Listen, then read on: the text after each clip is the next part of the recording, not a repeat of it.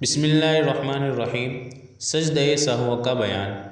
مسئلہ 1، نماز میں جتنی چیزیں واجب ہیں اس میں سے ایک واجب یا کئی واجب اگر بھولے سے رہ جائے تو سجدہ سہو کرنا واجب ہے اور اس کے کر لینے سے نماز درست ہو جاتی ہے۔ اگر سجدہ سہو نہیں کیا تو نماز پھر سے پڑھے۔ مسئلہ 2، اگر بھولے سے نماز کا کوئی فرض چھوٹ جاوے تو سجدہ سہو کرنے سے نماز درست نہیں ہوتی، پھر سے پڑھے۔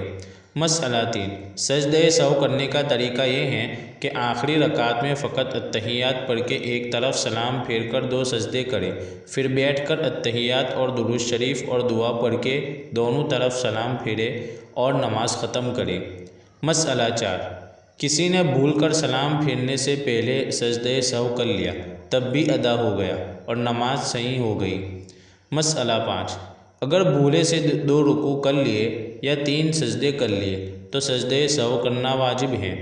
مسئلہ 6، نماز میں الحمد پڑھنا بھول گئے، فقط کوئی سورت پڑھی یا پہلے سورت پڑھی اور پھر الحمد پڑھی تو سجدہ سہو کرنا واجب ہے۔ مسئلہ 7، فرض کی پہلی 2 رکعتوں میں سورت ملانا بھول گئی تو پچھلی دونوں رکعتوں میں سورت ملاوے اور سجدہ سہو کرے، اور اگر پہلی 2 رکعتوں میں سے ایک رکعت میں سورت نہیں ملائی تو پچھلی ایک رکعت میں سورت ملاوے اور سجدہ سہو کرے، اور اگر پچھلی 2 رکعتوں میں بھی سورت ملانا یاد نہ رہا، نہ پہلی رکعتوں میں سورت ملائی نہ پچھلی رکعتوں میں، بالکل آخری رکعت میں اتحیات پڑھتے وقت یاد آیا کہ دونوں رکعتوں میں یا ایک رکعت میں سورت نہیں ملائی، تب بھی سجدہ سہو کرنے سے نماز ہو جاوے گی۔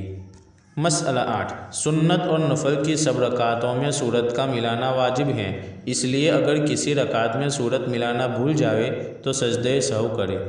مسئلہ 9، الحمد پڑھ کر سوچنے لگی کہ کون سی سورت پڑھوں، اور اس سوچ بچار میں اتنی دیر لگ گئی جتنی دیر میں 3 مرتبہ سبحان اللہ کہہ سکتی ہے تو بھی سجدہ سہو واجب ہے۔